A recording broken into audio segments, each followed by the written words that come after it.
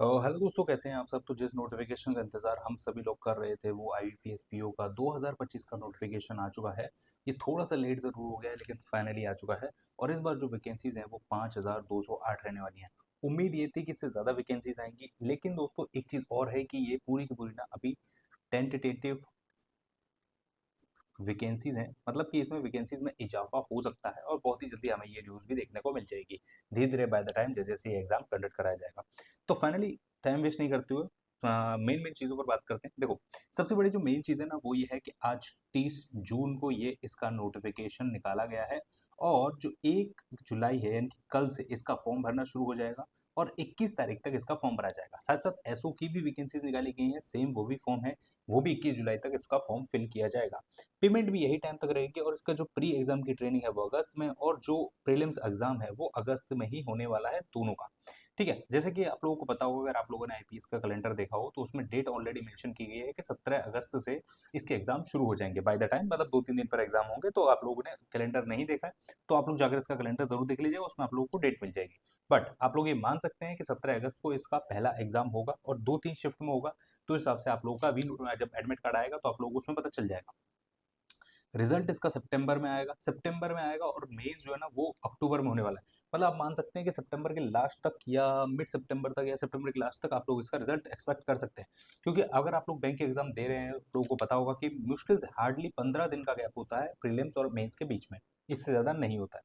अच्छा, मेंस का जो रिजल्ट है ना वो आप लोगों का नवंबर 2025 में आ जाएगा, इसी साल में आ जाएगा, सेम डिट्टो।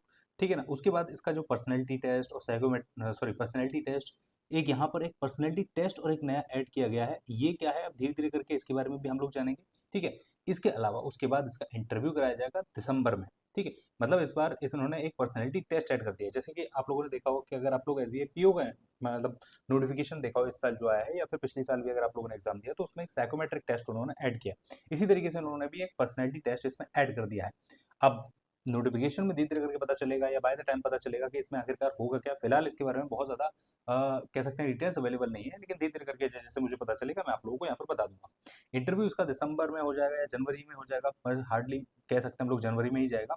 और फरवरी में इसका रिजल्ट आ जाएगा। मतलब कुल मिला के आप लोग फरवरी तक इसमें ऑफिसर बन सकते हैं। बहुत ही अच्छी अपॉर्चुनिटी है। अब यहाँ पर कुछ बदलाव भी किए गए हैं इस साल इसके पैटर्न में। वैसे देखो, प्रीलिम्स में आप लोगों को पता है कि इंग्लिश रीजनिंग क्वांट है, मतलब इंग्लिश रीजनिंग और क्वांट होती है। सब्जेक्ट तो सेम रहे हैं लेकिन थोड़ा सा ना वेटेज का यहाँ पर कम कर दिया गया। देखो, English same as it is है, 30 नंबर 30 मार्क्स थे, लेकिन यहाँ पर जो होता था ना पहले क्वांट में कि 35 नंबर 35 मार्क्स और रीजनिंग में 35 नंबर 35 मार्क्स, लेकिन ये बदल दिया है इस बार। 35 नंबर लेकिन 30 मार्क्स मिलेंगे इस बार मैथ में, क्वांट में, और रीजनिंग में 35 करने पर ही 40 मार्क्स मिल जाएंगे। तो मैं एक चीज कहता हूँ ये एक अच्छी चीज है, मतलब जो एसबीआई ने की थी ना उससे तो ये अच्छी चीज है। मतलब बेसिकली बहुत सारे लोगों को इंग्लिश में दिक्कत होती ही है। मैं आप लोगों से कह सकता हूँ, मैंने इतने सारे एग्जाम देके देखे हैं, तो आप लोगों को भी लगता होगा कि इंग्लिश में थोड़ी सी दिक्कत होती है। जैसे एसबीआई ने 40 नंबर की इंग्लिश कर दी है, लेकिन इन्होंने थोड़े रीजनिंग में मार्क्स बढ़ाए हैं और मैथ में थोड़े कम कर दिए हैं। लेकिन हाँ ठीक है, बच्चों को यहाँ पर स्कोर करने में आसानी रहता है वही पूरा का पूरा पैटर्न, 100 मार्क्स का ही पेपर होगा। टाइम भी वही है, 20-20-20 मिनट्स। ऐसा कुछ बदलाव किसी इन चीजों में नहीं किया गया, सिर्फ नंबर में बदलाव किया। अच्छा, मेंस में भी बदलाव किया गया। यहाँ पर जो रीजनिंग है ना इसमें भी बदलाव किया गया है। पहले यहाँ पर 40 नंबर में 60 मार्क्स नहीं थे और 50 मिनट नहीं, ठीक है ना, ये 60 मिनट का पेपर होता था। मतलब एक देखो, मैं आप लोगों को पिछले साल का पैटर्न पैटर्न दिखाता हूँ। देखो ये रहा, 30 नंबर 30 मार्क्स, 35 नंबर 35 मार्क्स और 35 नंबर 35 मार्क्स, ये था 2024 का पैटर्न।